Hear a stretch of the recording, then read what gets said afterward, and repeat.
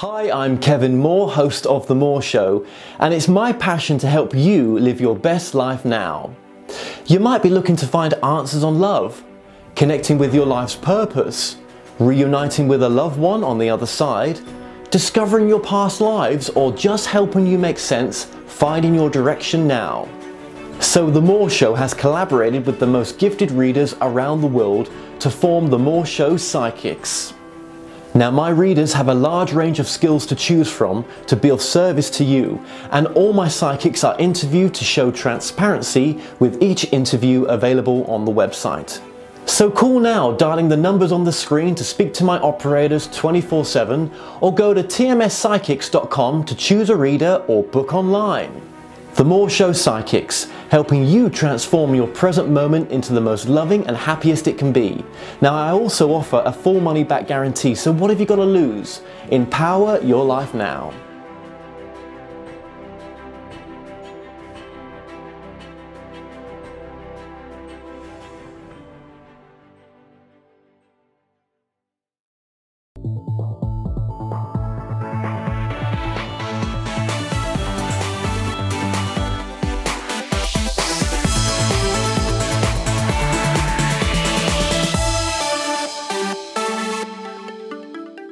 The comments and views expressed on The Moore Show are those of the people that make them and do not necessarily reflect the view of Kevin Moore, The Moore Show, or this radio station and its affiliate or sponsors. This show is for entertainment purposes only. Broadcasting from the UK and across the world online. You're now watching The Moore Show, and I'm your host, Kevin Moore. Now, for the next hour, I'll be covering subjects that will open up your mind and provide you with information you may have never heard before. Now, on today's show, I'm about to be joined by my guest, Donna Lynn. Now, Donna experienced night terrors that were so disturbing that they affected her waking life and relationships. Now, she eventually chose to consciously venture into that territory of the unknown to do battle with outerworldly beings who had haunted her dreams since childhood, only to find out that they were not here to do battle at all, that they came with a powerful message of love and healing of both on a personal and planetary level. Donna Lynn, welcome to the show. Hi Kevin, I'm glad to be here. Hey Donna, it's beautiful to have you on, it really is. And I'm your first interview for this book, From Fear to Love. So I'm really touched by that in one sense, and also not nervous in a sense, because I want to try to give you the best interview I can do, but there's a lot of things we've got to cover in such a short amount of time, and I think this is going to be an important interview, I really do. So tell us what it was like growing up. What was, did you come from a sort of religious background, or was it a sort of spiritual background, or no religion or no spirituality in the house? Not a whole lot, no. My dad is totally against religions, but my mom took us to Sunday school, Presbyterian. But when I was about 11, I told her I didn't want to go anymore, and she said, oh, that's fine. So it wasn't a big religious, church-going family. And we were a very small family, just mom, dad, sister, and I. So I didn't have grandparents and aunts and uncles and all that to help me learn who I am or how to express myself. And I was very, very sensitive and emotional and got called a crybaby and things like that. And my mom made it seem like that was a bad thing. You're too sensitive, you need to toughen up. And it took many years in my 30s before I realized that's actually a really good thing, to be too sensitive, because you have more empathy, you have more compassion, and I can see and hear things that maybe some other people don't see and hear, and that's a good thing. Well, would you say you have any sort of gifts then? Is there any sort of gifts that you've got maybe that are psychic or in that realm? Yeah, not really so much psychic, but kind of intuitive. The usual things like the phone rings and I know who it is before I pick it up. I'm thinking of someone and then I bump into them later that day. Or what started happening later, again, in my 30s, I started to develop my intuition more, and I took classes about meditation and developing your intuition. And things started to happen, like I would see a woman in the store who was thin, like a grocery store, And suddenly I would see an overlay of her, say, 9 months pregnant. And so a lot of times I didn't approach the person, but I kind of knew that she was probably pregnant or had just had a baby.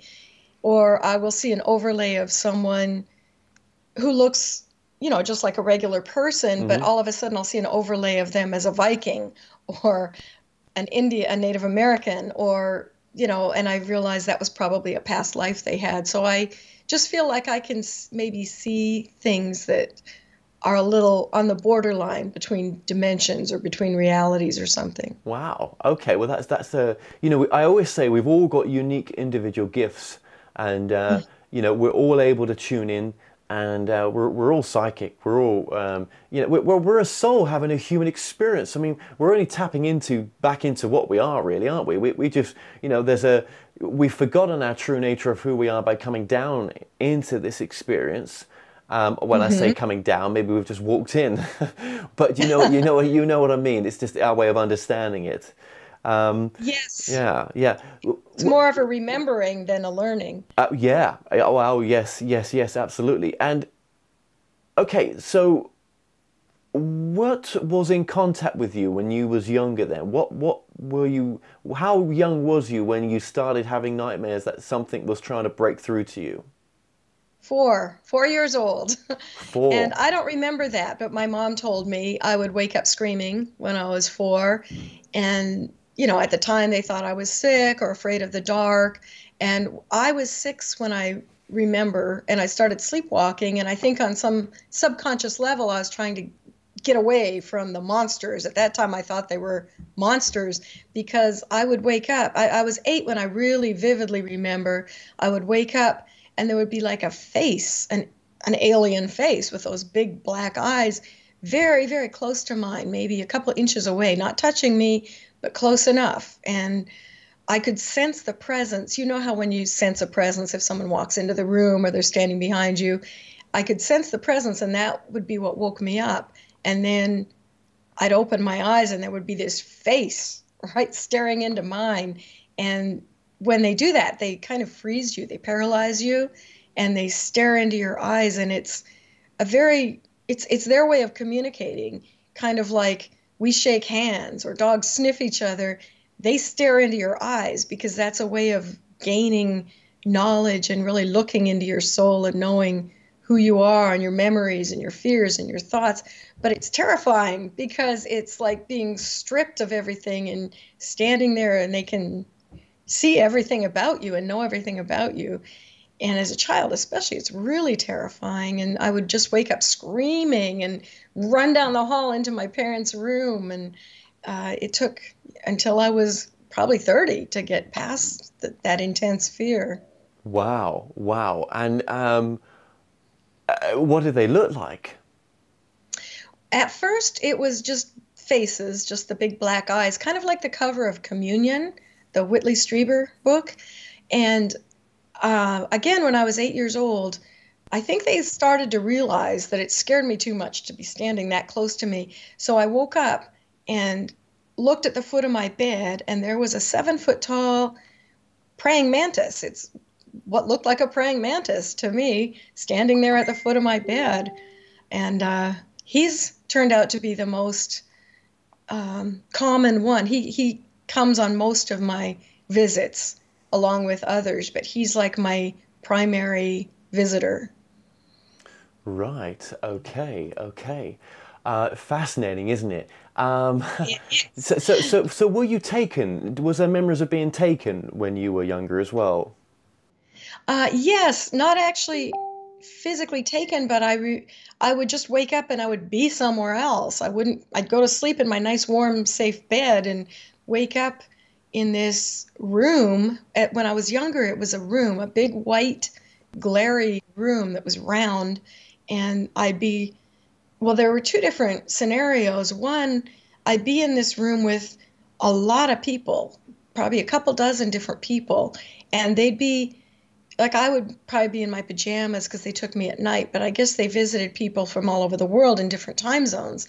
Some people would be in Gulf clothes or fancy dresses or school uniforms, and we'd be old and young and different races and different colors, and it didn't seem to matter. They took all of us, and even a baby, and sometimes even cats and dogs, and we'd be in this room, and then a little door would open in the white expanse, an invisible door, and like three grays, the classic gray type aliens, little short, 3 foot tall guys with the big eyes, they would come in and kind of scan the room, again, reading our thoughts or whatever, and they would select one person to accompany them. And we never made eye contact. We were all not looking at each other and not looking at the aliens because we didn't want to get picked, but one by one they'd pick us, and then they would take me alone into a room, which was again a big white round room with just like a silver table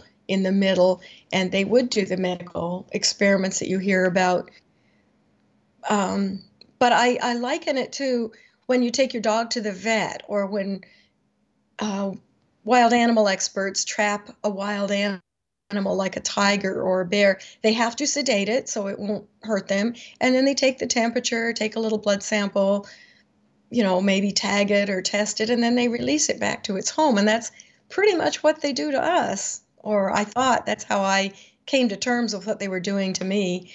So, and again, the big praying mantis came into that when I was laying on that table. I would be totally freaked out and screaming and crying and kicking, and he would come over and put this big, I guess you'd call it a foreleg, because it wasn't a paw or a hand. He would rest it against my forehead, and bam, I would either be completely blackness and then wake up in my bed, or I would just be totally no pain, no fear, no concern, just lay there peacefully while they drew my blood or whatever they were going to do. So I came to trust him and like him as a child because I felt like I was safe with him. Okay. So how old was you, do you think, when that first abduction experience happened? Probably 12 or 13. They came to my room and visited me as a young child, and probably around the time of puberty. I think that's when they get real interested in us. They're interested in our DNA or our reproduction. And so probably around 12, 13 is when they start taking me aboard ships. Okay. And right, so when you would wake up in the morning, you're back in, everything's normal, but you've obviously got this memory. Did you tell anybody at that time of what was happening to you?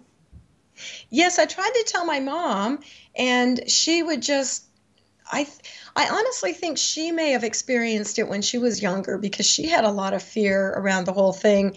And she would try to just shut it down and say, don't think about it, don't think about it. It was just a bad dream. And then she went on to say, don't tell anybody. Like, she did take me to a doctor because of the night terrors. It's not normal for a kid to wake up screaming for no reason. And when we were on the way to the doctor, I was going to tell him what was making me scream. And my mom said, now don't tell him. We don't want him to think there's something wrong with you. It's like, well, that's why you're taking me to the doctor, right? So she kind of gave me this feeling of shame, like there was something terribly wrong with me. So no, I pretty much just internalized it. I was always a little shy anyway, a little introverted, and this made me feel like there was something really severely wrong with me, and I didn't really talk about it until my 20s to anybody. So when did okay, with the abductions on the craft, when did that stop, do you think? What age was that? 30, about 30. Okay. It stopped. Right, and oh God, but when you was a kid, when you go back to 12, I mean, you wouldn't have known what those, I mean, you had a name for them, just mantis beings, as you called them before. But at 12, I mean, what were they to you at 12? Were they demons? Were they something else? What were they? Monsters. Monsters or nightmares, but mostly I would just call them monsters. Right, okay. But when you was in their presence, was it absolute fear, or was there any love from them at all? Was it absolute fear, or were they emotionless to you? No, they actually are quite emotional, but their emotions are so different than ours. That's why it takes so long to recognize that they do have emotions. They're just not human emotions. And the fear was strictly coming from my end. Right. It's kind of like when you feel something crawling on your arm and you just fling your arm before you look down to see what it was. And then you realize, oh, it was just a feather, but it's kind of that kind of fear, like a primal kind of fear, like you just react and you scream and you kick and you thrash around. So it wasn't until I was considerably older that it occurred to me, if they were going to hurt me, if they were going to kill me or eat my brains or whatever, they would have done that a long time ago. And then when the big mantis being calmed my pain, and as I got older, I started getting bad migraine headaches.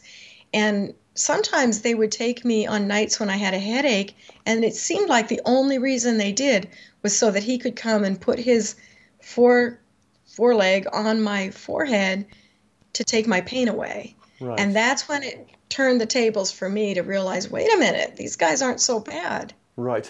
Okay.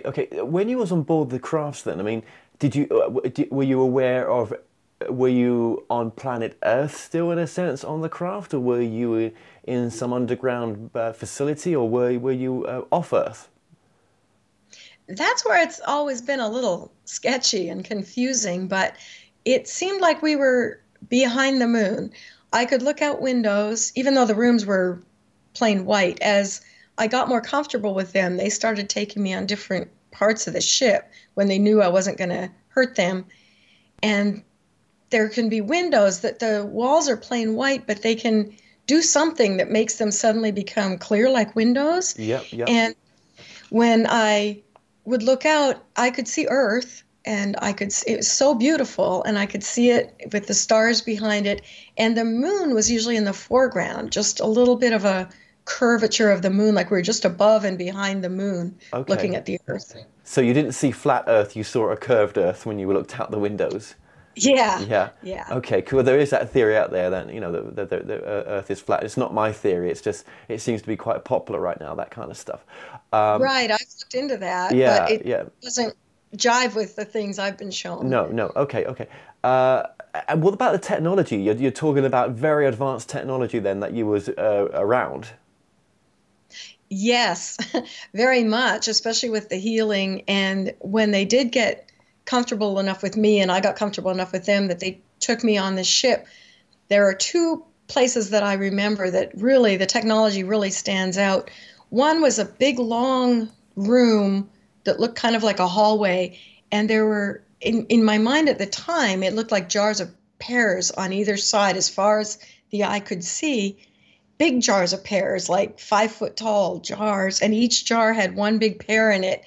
And they had tubes going out the top, and there was like a pulsating whooshing sound. And when I woke up, it was like, those weren't pears, those were fetuses. And I don't know if they were human or hybrid or alien, but they seemed very proud to be showing me this room. Wow. And the other one was when they took me into their, I guess you'd call it a cockpit, their control room where they fly the ship from. Again, it was round. Everything is pretty much round. And there were two gray beings sitting at a console with all different lights. And there was another being up above, hanging upside down on the ceiling, and it had multiple arms. And it was doing things that took all of its arms. It's like they're different, and each one does a job according to its physical size or abilities, it seems like. They embrace the fact that they're different instead of being upset about it like we are. And they could make the walls, like I said, they could go from white to clear. And then they were kind of, I get the feeling they're kind of almost showing off at some point, showing off for me, because we started moving in the ship. Again, we were out in space and zipped into Earth, and all of a sudden we're going so fast through this big forest, probably in the Pacific Northwest or somewhere. And I was so worried we were going to hit a tree. And one of them turned to me, and they speak telepathically, and she told me, oh, where are molecules? I'm not very scientific, so I was trying to interpret what they were telling me, but we were going at such a speed or such a vibration that our atoms and molecules could zip right through the trees without hitting them or touching them or without anyone seeing us. And so that pretty much amazed me too, that they can do that. And, okay, so was there there was communication established with them? I mean, you wasn't just abducted and then well, how? I mean, obviously, when they communicated to you, how did they communicate to you to let them to stop you from worrying when they were doing some of these procedures? I mean, was there a telepathic communication? And if so, you must have established a relationship with them.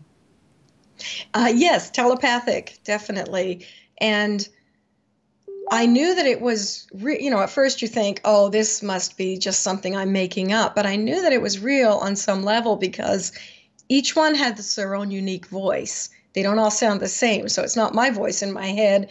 Some are male, some are female, some are very just sing-song kind of. And the main one, the praying mantis, when he realized how scared I was, one of the times when he calmed me and put his foreleg on my head, he told me his name was Croat.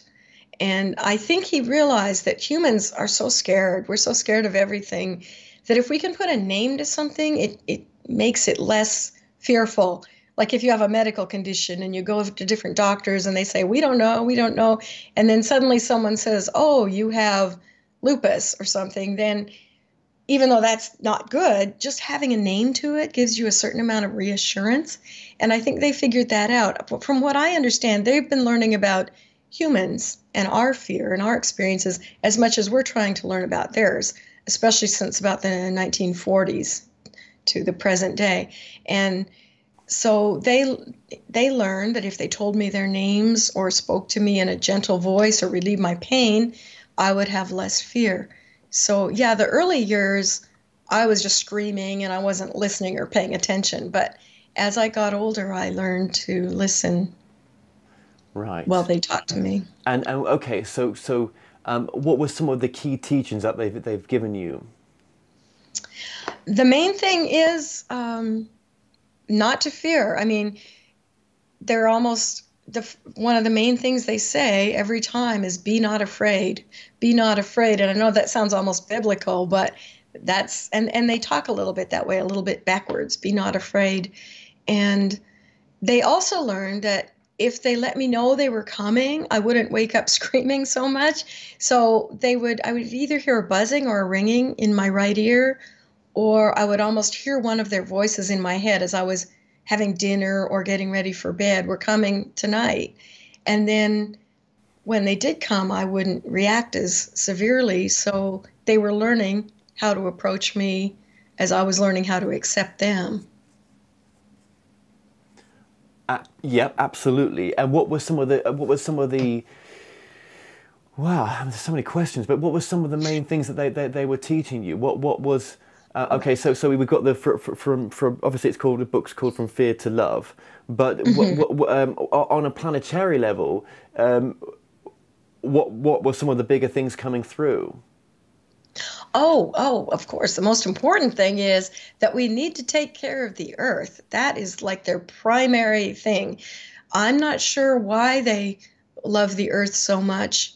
I'm not sure if they actually live on a different planet than us, or they share this planet and they're right here, right now, just on a different vibrational level or a different frequency. So we can't see them and hear them with these eyes and ears. But, like we can't see infrared, we can't see Wi-Fi, but they're still here and they're still right alongside us. And so it's possible that they live on the earth too, but just in a different dimension. And so, of course, they don't want us messing up the earth or the environment because that would affect them too. Another theory is that they care about the earth just because it's a beautiful planet and worthy of being taken care of.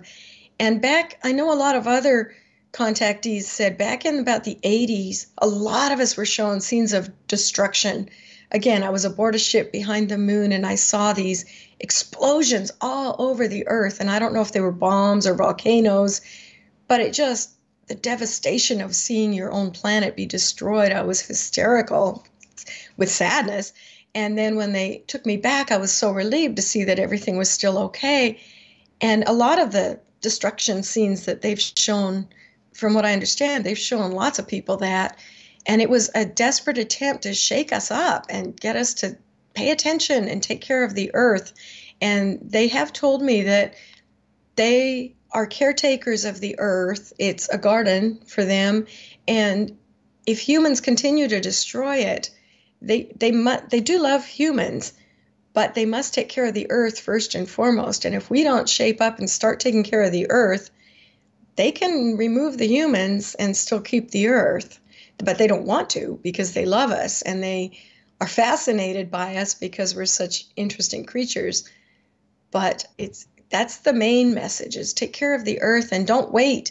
Don't wait for them or a religious figure or anyone else to do it. We each need to do it. We need to start protecting the earth, picking up trash, planting trees, whatever you have to do.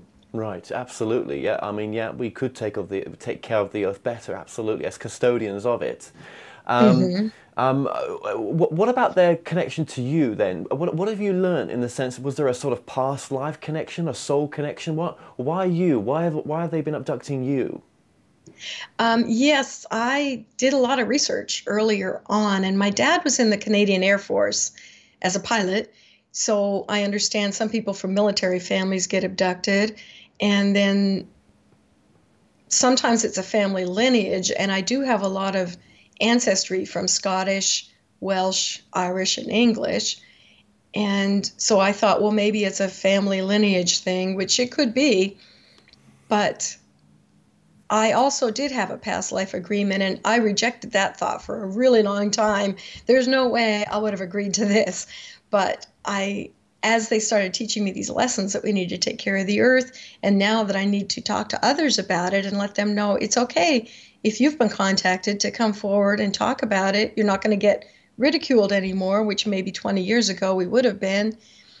And so that was kind of my agreement. I don't know if I'm actually from another planet. At first I thought I was. I really thought when I was a child that I had been adopted. I didn't feel like I belonged with my family. I didn't connect with my parents. I looked at the stars and I didn't necessarily think I was from the stars, but I really felt like I had been adopted. And then my mom actually had to show me pictures of her being pregnant. And then I finally agreed, okay, I was born into this family. And so that was kind of a big part of the question too. Why was I born into this family? Right. And that's why I think it was a lot of the ancestry and the DNA. And I guess I did agree beforehand. In fact, Croat, my main guy, as I got more able to communicate with him, not too long ago, he showed me this huge multifaceted crystal or diamond, and Donna, am one of the faces, the facets of this crystal, and Croat, is another facet of the crystal, and I saw all these other faces that I'm either connected to, like my ex-husband is on that, or that, their past lives. So it's like this huge, I guess that's the higher self maybe. So I'm still having a hard time coming to terms with that, because I don't see how this alien being and I can both be share the same higher self, but maybe we do in the great scheme of things. Well, I mean, this is it. This is where it gets beyond our understanding in one sense. Well, the whole thing is, beyond our understanding, but we're trying to fit some pieces in for it to make sense. So, yeah, we don't have all the answers here in this interview. And for yourself, obviously, who's been on the journey, you're just, you've been so brave to put this book out and to share your truth and to try to put the bits together. So I appreciate you just, doing what you've done and to help awaken other people as well. So how has your family taken that you were going to release this book? Do they know? Are they aware of this book coming out? At first, no. My daughter is an adult now, and we used to joke. I've actually seen her on a ship. I saw her flying a ship once, and I tried talking to her about it. She was a teenager at the time, and she just didn't want to hear it. So, and my sister and I have joked, you know, if something happens, we'll say, oh, the aliens did it, you know, or if we're at the house and our keys are missing, oh, the aliens took our keys again, kind of like a ha-ha thing, because I think we're all maybe aware of it, but we don't really want to discuss it. And it wasn't until this book was accepted for publication that I got brave enough to tell my daughter, and she said, oh, I want to read the manuscript. And I said, I'm warning you, it's really weird. And she said, I like weird, that's okay. And so when she took it, and then my niece asked to borrow it from her, and so they're like super supportive. They've been emailing me and encouraging me to do these interviews and be brave about it. And but I mean, Donna Lynn, I'm not giving my last name yet because I'm still a little bit leery, you know. You don't need to do that. You don't need to do that. Yeah, you don't need to do that. No, no, no. That's a beautiful thing that you got the support for the family there. Because, well, yeah, it's just such a brave thing doing what you're doing, to come out and to tell your truth. And I just hope that it inspires others to realize that there is a greater reality out there. We don't understand it, and that this, you know, this reality that we're in now, it's not what we think it is at all. And in a sense, then, was there any sort of spiritual teachings that came through in the communication that you had with these beings?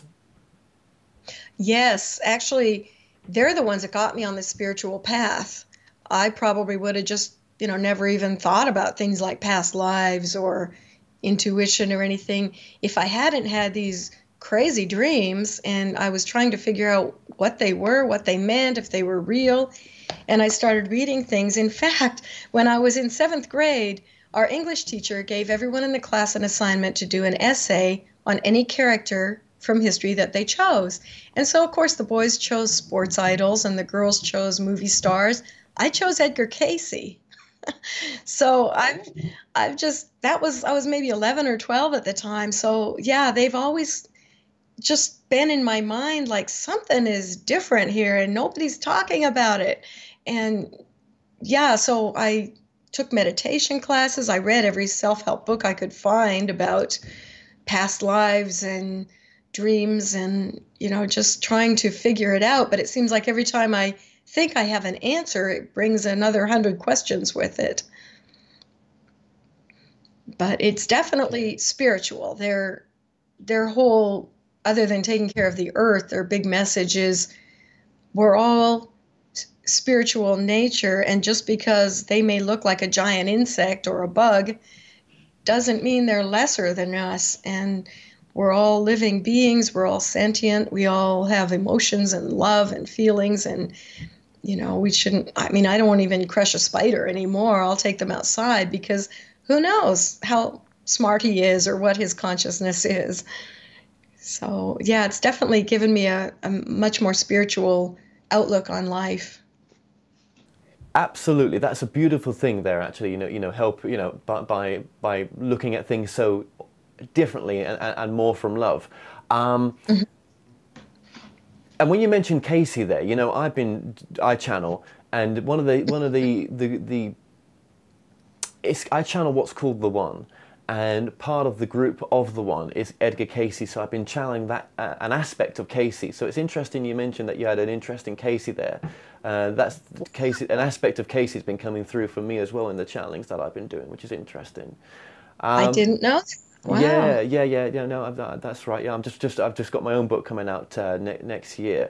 But it's fascinating. I mean, look, what I find interesting about this, even if this was all in our head, even if this was some part of some wild imagination that we've got, right?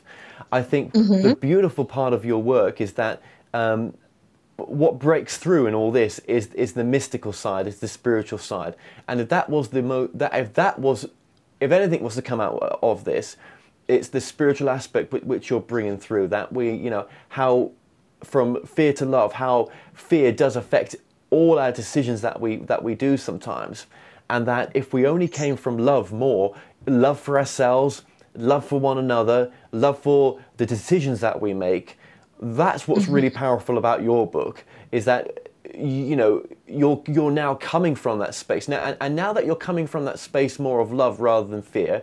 And I'm not trying to make you out to be some saint, because listen, any spiritual teacher, you know, has hiccups, and you know, things go wrong, and we go back to that, you know, that part of ourselves which we say is bad or whatever. It's okay to have bad days. It's okay to get, you know, to not be perfect, because if we were perfect, we wouldn't be here. I think that we're here to learn from the imperfection, just a better way of being, for whatever reason that we've come here for. Maybe it's just to, you know, to have this experience that we're having.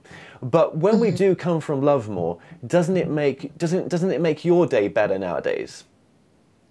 Oh, it's amazing. Like you said, we all have bad days. Some days I might wake up not feeling well, or just irritable, or I get a grouchy Facebook message or something. And so then I go off maybe to the grocery store and I'm irritable, and I notice people don't smile, the cashier's rude, and, you know, maybe people in traffic are tailgating, and it just snowballs. Whereas if I wake up with that happiness and lightness and joy and grateful for the sunrise and play with my dog, and then I go out in public, people are happy and laughing and smiling. So you definitely attracts like with our emotions too. So I think that's their big message too. Part of their point in showing so many of us destructive scenes of the earth, which they haven't shown me since about the year 2000, but it's because if we all came from a place of love as much as humanly possible, we wouldn't need jails or laws or militaries or anything. If we just, it was the basic religious teachings, do unto others as you would have done unto you. If everyone did that, it would be like a paradise here. And not just other humans, but other animals, other life forms, trees. You know, if everybody was just caretakers, it would be paradise here. And do you think as well that, well, this is what I think, and I'll see what you think.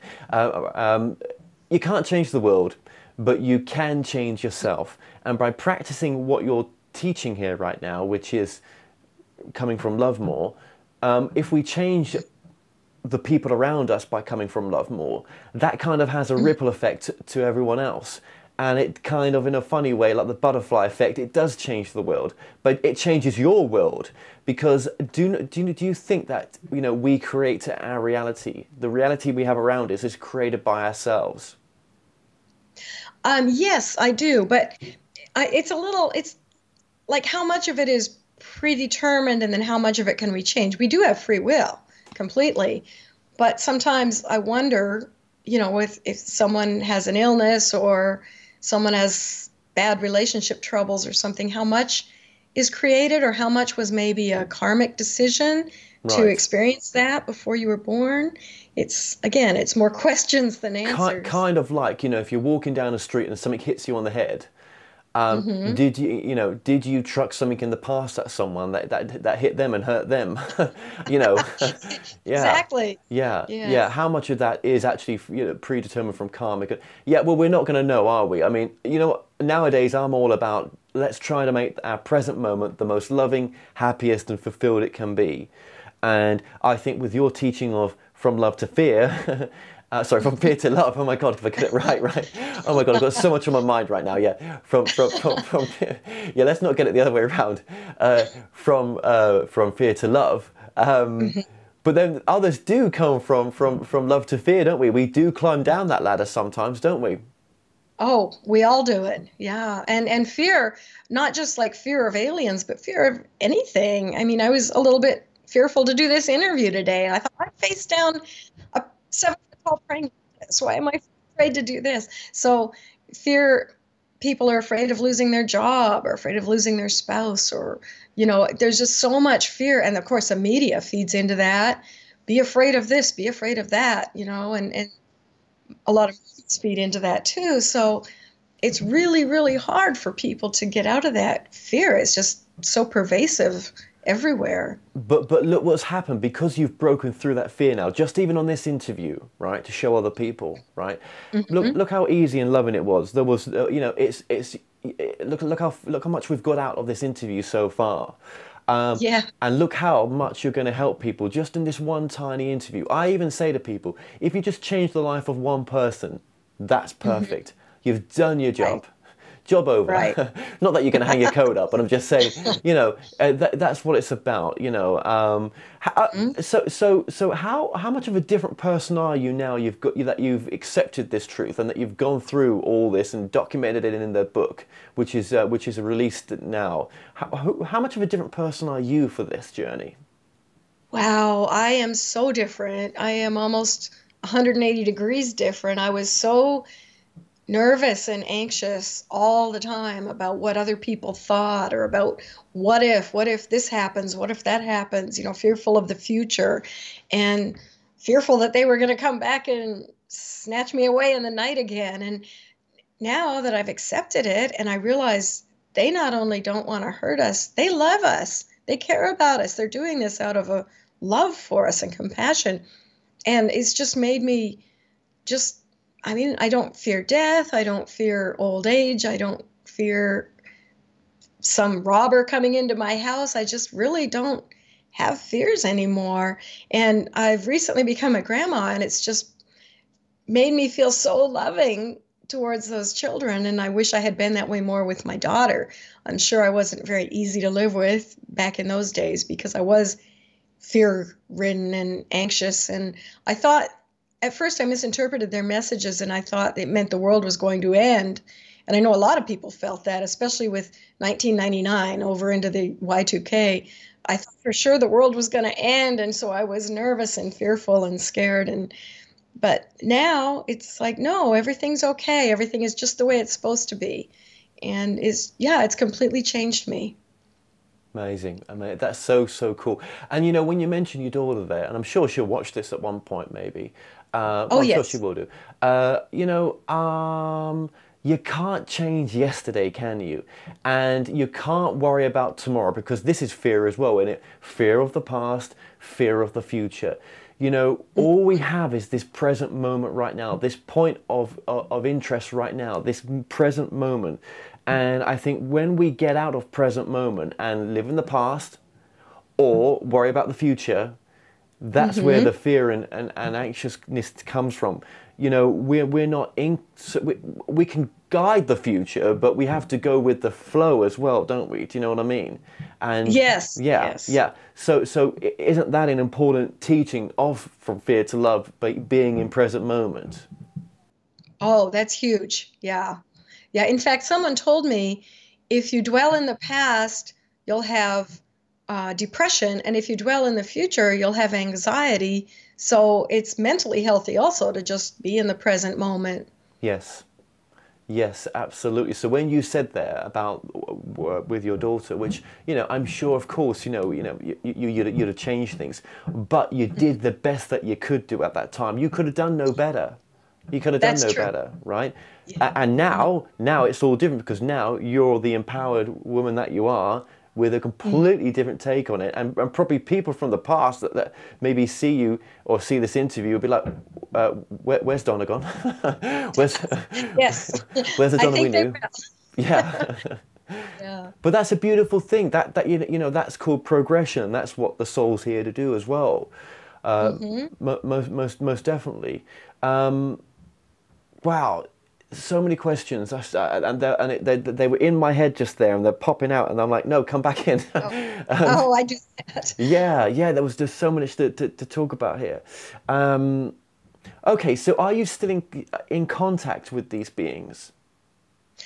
Yes, and in fact, I was also following, since the world didn't end in 1999, then I got caught up in the 12/21/2012 drama, and I was reading a lot of things about the Mayan calendar coming to an end. And even though the aliens have told me they don't experience time the same way we do, they honor our experience of time. They bring me really fascinating, special dreams every year on my birthday. And they make it like a full-length feature movie where I'm the star. You know, I go to other planets, or I do all kinds of wonderful things that I'd like to do but wasn't able to. And they also mark their appearances with full moons and eclipses and things like that. So on, I believe it was November 28th of 2011 that one of the speculations was the Mayan calendar was going to end on that date. Croat came to me that night and he said he had to leave for a little while. And I remember being really sad because at that point I'd come to really love him and trust him. And I thought that was just confirmation the world was going to end with the Mayan calendar. And he was gone until I started writing this book. So I think part of it was they withdrew as a means of forcing me to write this. It's been in my head for years that I needed to write this book. And I've always wanted to be a writer. I've always written short stories and things like that, but never had anything published before. But this is like the main thing that they wanted me to get out. And they withdrew a certain amount until I actually sat down and started putting it together. And then they started coming back bit by bit. And Croat just recently came back last summer. I guess he came and visited me, and I was just so excited. And what happened, I don't know if it was then, sometimes the memories get a little confused, but one of the times when I really learned that he can be loved and trusted,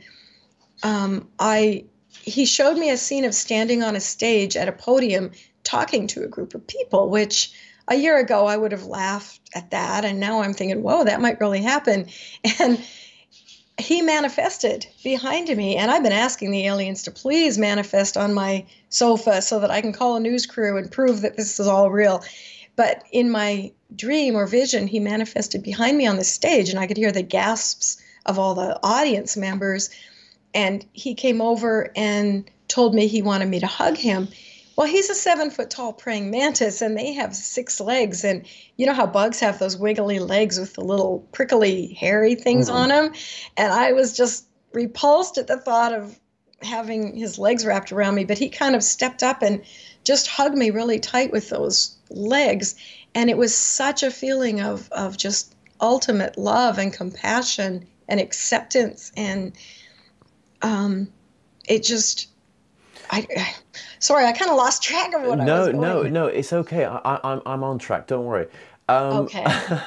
Would you be surprised that, or would you be open-minded that this whole experience that you're having, you know, it could be your higher self communicating with you through visions of an alternative like alien race, but actually it's the only way your higher self could come through for you to accept it, the information that's come through to you. There would have been no other way for your higher self to break through to you, or your soul to break through to you, to remind you of how loving that you need to be towards yourself, and that actually this whole experience is not what you think it is. It's actually something else. But I'm not trying to confuse you here. I'm just saying, well, are you open-minded to say, well, what if? Yes, I have considered that. I definitely have. And that is a possibility, because they had to be creepy, scary monsters, insects, whatever, to grab my attention. Yeah. Otherwise, I would have just woke up and thought, oh, it was just a dream. But they did it in such a shocking way that they got my attention, and then they didn't leave me alone. Exactly. So this is kind of shoved the teachings towards you, what you needed to hear, right? So, but then who's to say that this is not a future life aspect of yourself through your higher self coming through, that in a future life or past life, this is something you've been or will be. This is where you're going to progress to this type of life as an ET in a sense, right? But it's the only way right now, because time doesn't exist. Everything's happening, past and future is happening at once. So that, you know, they're coming through to you in the dream state for you to as a way for the soul incarnation that you've got now to improve, and to improve the people around you as well by your improvement and the world around you. Who knows, hey? Who knows? Yes, yeah. Yes, it's very confusing, but it's fascinating at the same time. It doesn't matter, does it? Because at the end of the day, whatever this experience is, it's helped you so much. That's all that matters, right? Because let me ask you, how much do you love yourself nowadays compared to how much you loved yourself before?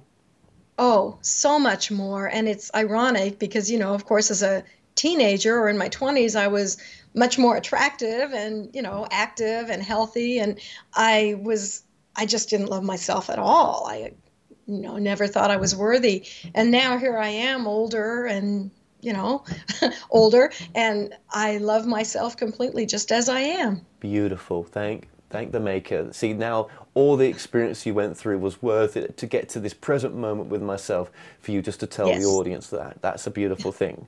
So thank you. Wanted, oh, I'm sorry. No, go ahead. I wanted to say my grandson, who is 7, he's a very special person, and I was showing him some old pictures, and I showed him one of myself when I was about 20, and I said, that was back when I was pretty.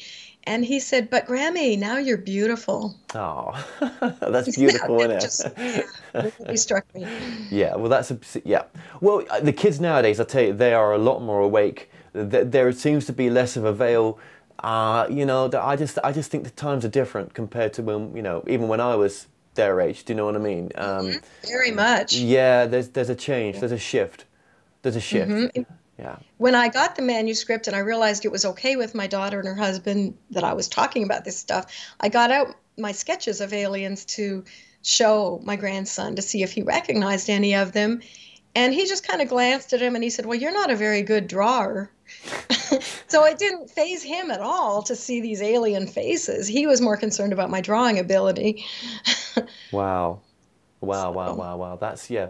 Well, absolutely. It doesn't faze them. And we're so indoctrinated nowadays with the movies and everything else that, it's second nature. And maybe that's what some of the movies that were funded were meant to have done that. Do you know what I mean? Yeah, the directors that made the movie, they made them out of passion. But, the people in charge of the studios, or people pulling the funding strings were, given priority to make those kind of movies to help indoctrinate people, just in case there was some sort of mass communication. But that's another thing as well. They've not shown themselves to the masses, and I always say to myself, maybe they've not, because until we reach a spiritual level which is equal to theirs, they are not going to come and be the gods to us that maybe they would be, or maybe we would perceive them as being. We need to be able to match them at their level, and we're not at that level yet, so there's no kind of disclosure. If there is a disclosure, it's the disclosure that we're doing now.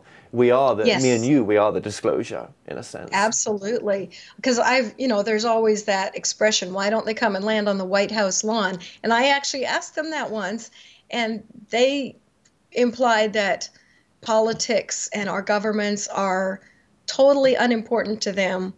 They're, what did they call them? Our little squabbles.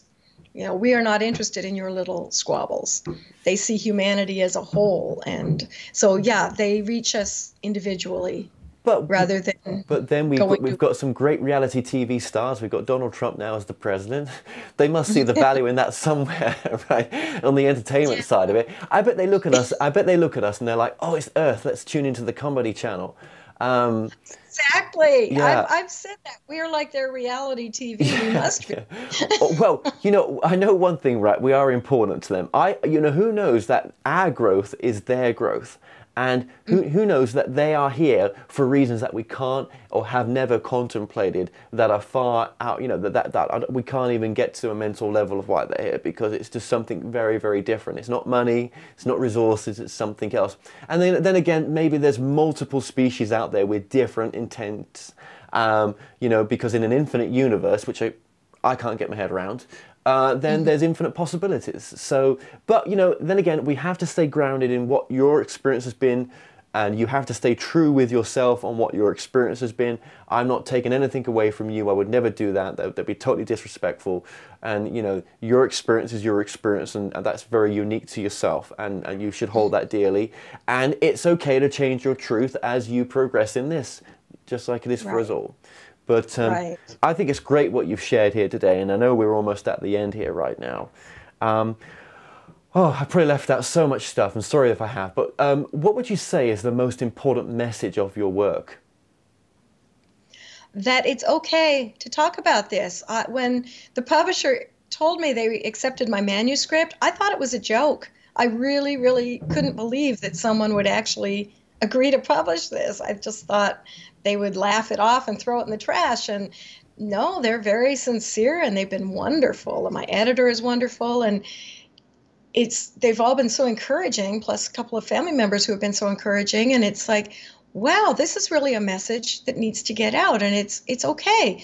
I'm sure there are thousands, if not millions, of people around the world who have experienced this kind of thing. Each one of us experiences it individually, but they're terrified to tell anybody for fear of being called, mentally ill, or being fired from their job, I'm just trying to say it's okay, and you're not alone, and it's a good thing. It's not something to be afraid of. It's something to embrace, and it's actually, be honored if you've been chosen to be one of the ones to experience this. Mm-hmm.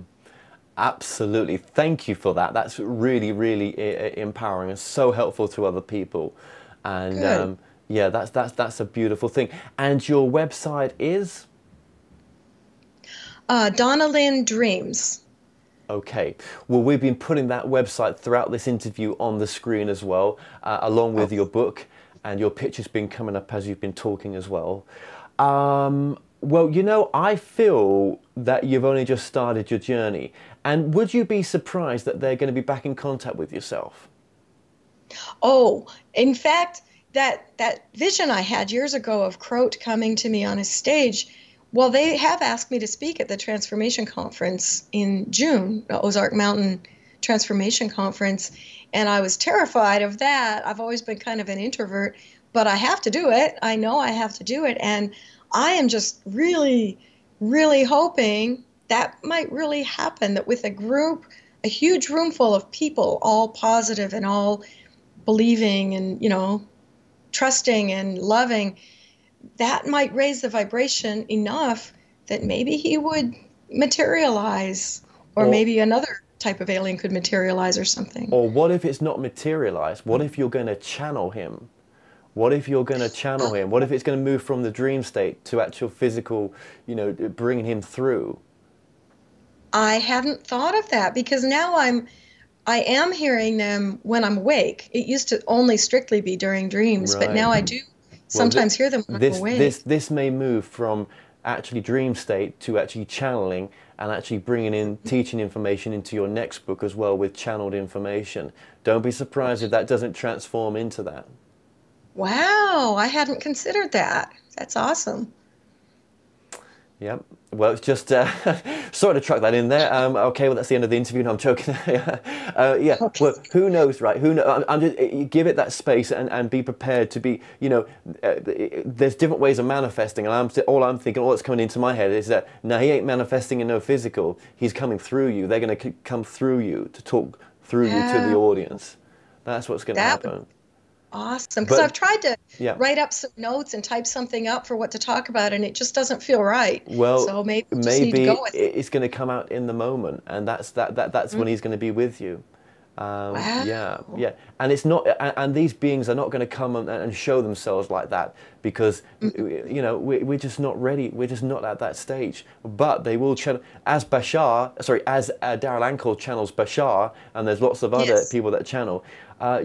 Just be surprised that where you're going to go with all this is completely in a direction that you could never have seen before. But you know what? You're going to help a lot of people, and it will help yourself as well at the same time. So yes. Okay, so wow. There you go. Yeah. That gives me a lot to think about. Yeah. Sorry about that. No, I'm not sorry. I'm joking. Yeah, it's all good. It's all good. Well, look, we're at the end of the interview here. I just want to say, Donna, I'm going to be in contact, and our paths will cross again. I know it will. So much love to you, and thank you so much for coming on and this being your first interview. Yes, I'm so glad it was with you, because you've made it very comfortable for me. I appreciate it. Well, we've come to an end on today's show. Don't forget that you can listen and watch all our past interviews on The More Show's official YouTube channel. Remember to subscribe to our YouTube channel for new daily shows. You may also find out more on all past and upcoming guests by going to themoreshow.com, and do like us on Facebook and Twitter for the latest updates. So until next time, be safe.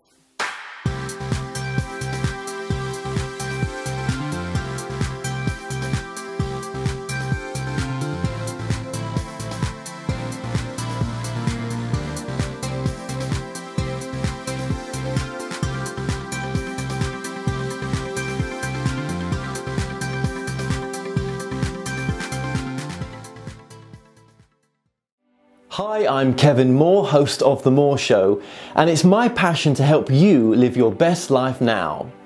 You might be looking to find answers on love, connecting with your life's purpose, reuniting with a loved one on the other side, discovering your past lives, or just helping you make sense, finding your direction now. So The Moore Show has collaborated with the most gifted readers around the world to form The Moore Show Psychics. Now, my readers have a large range of skills to choose from to be of service to you, and all my psychics are interviewed to show transparency, with each interview available on the website. So call now, dialing the numbers on the screen to speak to my operators 24/7, or go to tmspsychics.com to choose a reader or book online. The Moore Show Psychics, helping you transform your present moment into the most loving and happiest it can be. Now, I also offer a full money back guarantee, so what have you got to lose? Empower your life now.